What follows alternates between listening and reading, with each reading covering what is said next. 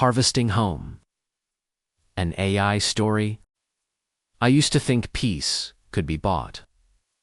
You make enough money, close the right deals, get the right zip code, and eventually you earn calm. That's what I told myself during those long nights staring at the city skyline from my San Francisco condo. I had the view, the career, the corner office.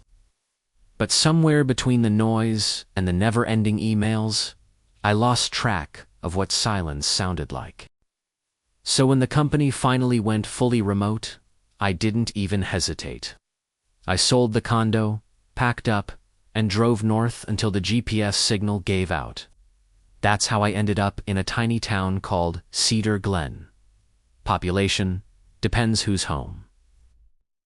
I bought a small farmhouse, white fence, red barn, the whole deal. It looked peaceful, almost cinematic, sitting at the edge of a field that stretched out like a promise. I told myself I'd learn everything, grow my own food, raise animals, live simply. The reality. I didn't know how to keep a tomato plant alive.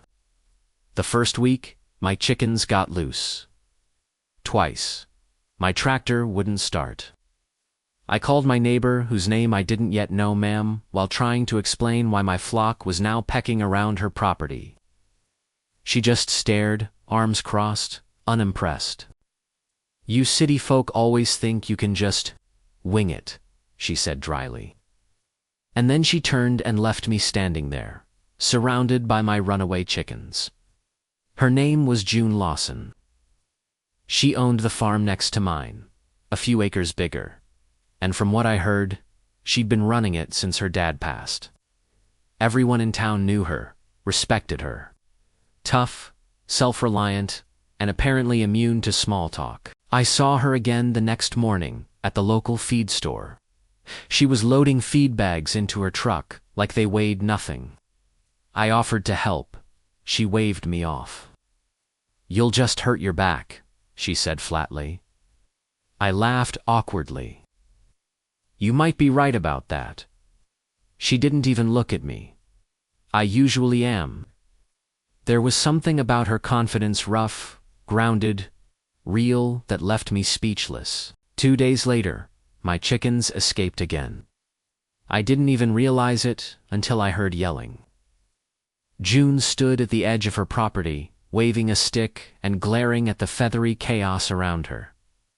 "Do they always do this?" she shouted. I jogged over, panting. "They are adventurous." She shot me a look. "They are eating my crops." I didn't have a comeback for that. I spent 3 hours chasing them back across the property, sweating through my shirt while she watched with the kind of expression people reserve for reality TV fails.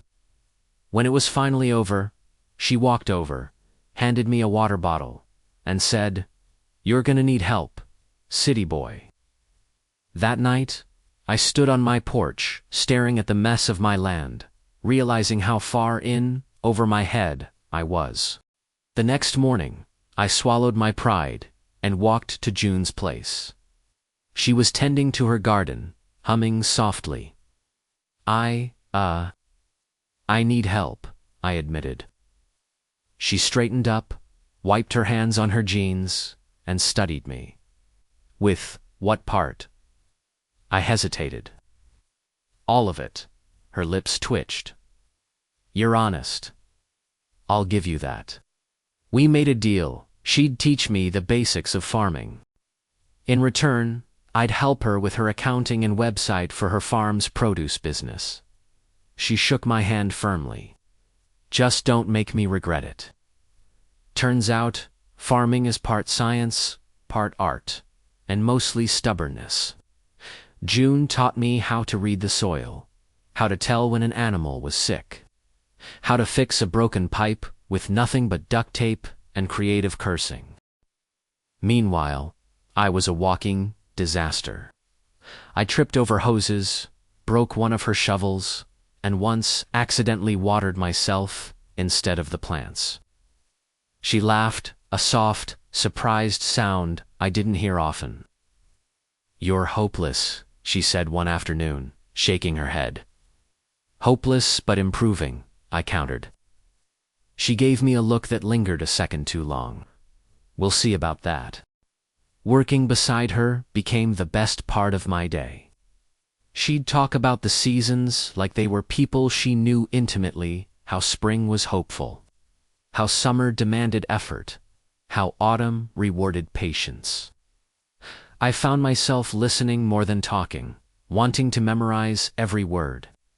One afternoon, as we loaded hay into the barn, a thunderstorm rolled in. Rain poured down so fast it blurred the horizon. We ran inside, both soaked. She laughed again, brushing hair from her face. "You look like a drowned rat."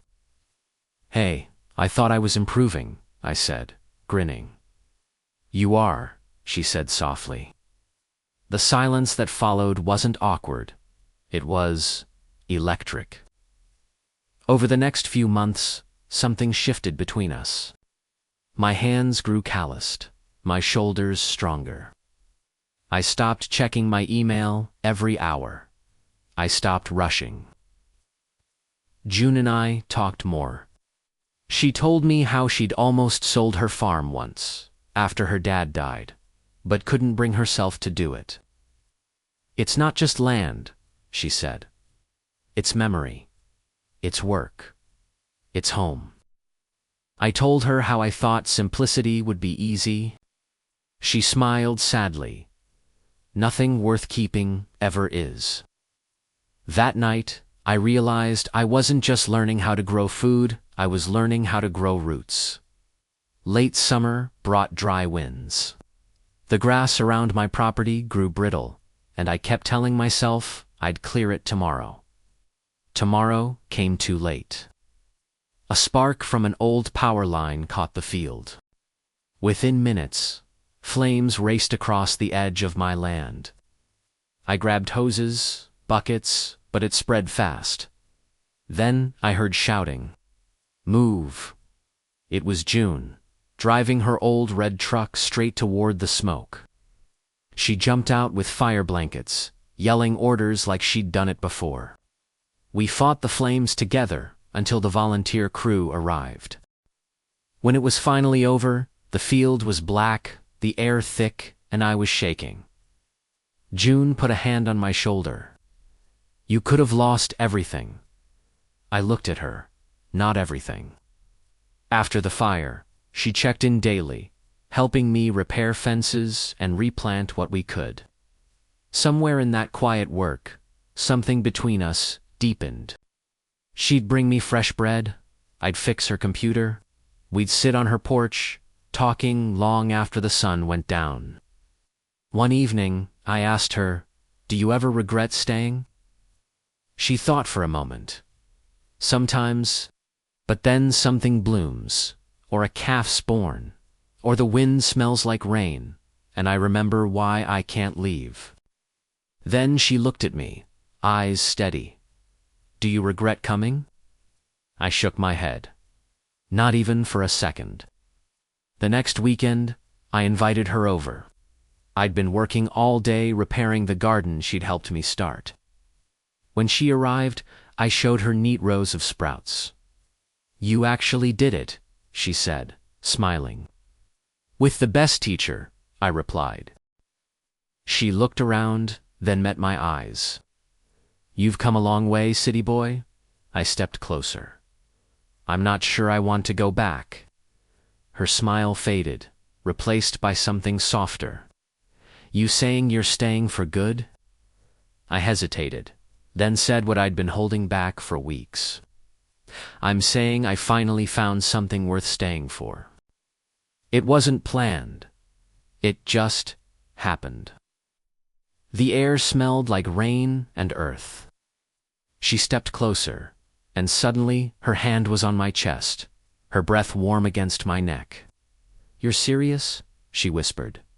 Completely, and then she kissed me, slow, certain, like she'd known all along this was coming. The world blurred into the hum of cicadas and my heartbeat. When she finally pulled away, she said quietly, Guess I can't call you city boy anymore. Guess not, I said, grinning. Fall came.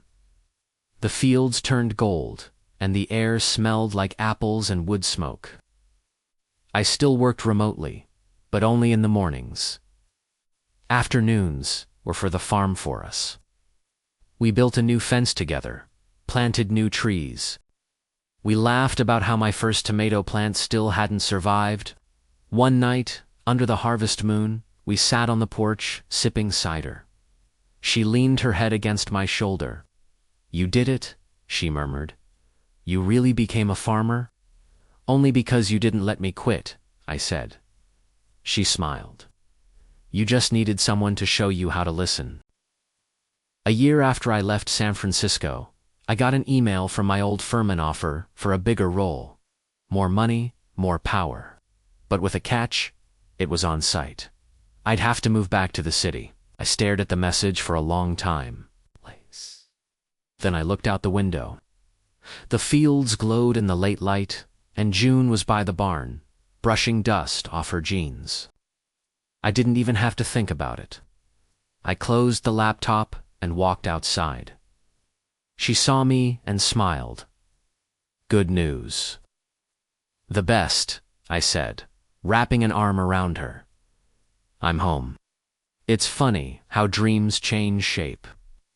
I used to think success was skyscrapers and suits. Now it's sunrise over the pasture, coffee shared with someone who understands silence, the soft sound of wind through wheat. I still work a few hours a day.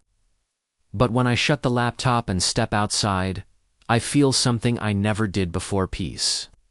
Because I finally learned that life isn't about escaping noise. It's about finding the place and the person who make the quiet mean something. And for me, that's June. That's here. That's home. The end. Thanks for listening. Tell me in the comments if you liked the story and what you think of the voice. I really value your feedback.